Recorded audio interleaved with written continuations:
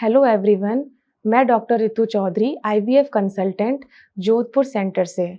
आज हम बात करेंगे कि एम्ब्रियो ट्रांसफ़र के बाद क्या-क्या प्रिकॉशन महिलाओं को रखने होते हैं, जिससे आईवीएफ की सक्सेस रेट बढ़ सकती है, जिससे जो कैरी होम बेबी रेट है वो बढ़ सकता है।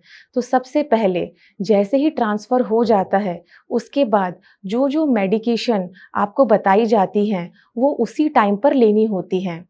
क्योंकि इन मेडिकेशंस में मेनली हॉर्मोन्स होते हैं और हॉर्मोन्स बॉडी की पूरी फिजियोलॉजी को कंट्रोल करते हैं। तो अगर निर्धारित समय पर हम दवाई नहीं लेते हैं तो उससे आईवीएफ की फेल होने के चांसेस काफ़ी ज़्यादा बढ़ जाते हैं। तो जो भी हॉर्मोन्स आपको जिस तरीके से बताए जाते हैं, आपको उसी तरीके से उनका सेवन करना है। दूसरा सबसे इम्पॉर्टेंट फैक्टर वो है मेंटल स्ट्रेस। ट्रांसफ़र के बाद जो कपल होता है उसे यही डर लगा रहता है कि क्या सक्सेसफुल हो पाएगा, नहीं हो पाएगा। तो ये जो एक नेगेटिव बात जो इंसान खुद अपने दिमाग में करता है, उससे भी रिज़ल्ट पर बहुत फ़र्क पड़ता है। तो ट्रांसफ़र होने के बाद आपको पॉज़िटिव ऊर्जा में ही रहना है कि जो भी होगा अच्छा होगा और संभवतः पॉज़िटिव ही आएगा। तीसरा न्यूट्रिशन, जो भी आपको बताया जाता है कि क्या-क्या खाना है और क्या-क्या नहीं खाना है, उसका भी पूरा ध्यान रखा जाए। मेनली तो जो भी सीज़नल चीज़ें हैं, जो भी न्यूट्रिएंट्स हैं, अगर वो आप एक पर्याप्त मात्रा में खाते हैं, तो सही रहता है। ऐसा कुछ स्पेशल खाना नहीं खाना होता। जो भी अवेलेबल है घर के अंदर, मार्केट में, सीज़नल, वही खाना होता है और जो चीज़ें अवॉइड करनी होती है, वो हम ऑलरेडी इंस्ट्रक्शंस दे के भेजते हैं।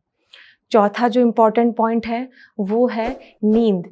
अगर आप हर वक़्त चिंता में लगे रहेंगे कि क्या होगा और ढंग से नींद नहीं लेंगे, तो भी उस पे नेगेटिव रिज़ल्ट आता है। इसलिए नींद का भी आपको विशेष ध्यान रखना है और जो महिलाएँ वर्किंग हैं, उनको अपना वर्क छोड़ के बैठने की ज़रूरत नहीं है। ट्रांसफ़र के बाद 15 दिन का मिनिमम रेस्ट रहता है। उस वक़्त महिलाएँ अपना नॉर्मल रूटीन काम कर सकती हैं, कंप्लीट बेड रेस्ट करने की कोई ज़रूरत नहीं है। लेकिन कोई भारी काम करने के लिए मना किया जाता है। अगर कोई महिला ऑफ़िस वर्किंग है, तो वो अपने ऑफ़िस की छुट्टियाँ इसी तरीके से मैनेज करे कि जब उसका ट्रांसफ़र हो, तो उसके एटलीस्ट 15 डेज़ तक वो रेस्ट ले सके। ऑफ़िस के अंदर भी अगर वो इस बात को अपने कलीग्स को बताती है, तो उसे अपने कलीग्स के सहयोग भी काफ़ी मिल सकता है। अगर अपने ऑफ़िस में वो अपने सीनियर से इस चीज़ को डिस्कस करती है, तो उसका जो वर्क प्रेशर है, वो कंपैरेटिवली दूसरों के थोड़ा बहुत कम हो जाता है और जो सोसाइटी है, वो भी इस चीज़ में काफ़ी हेल्प करती है।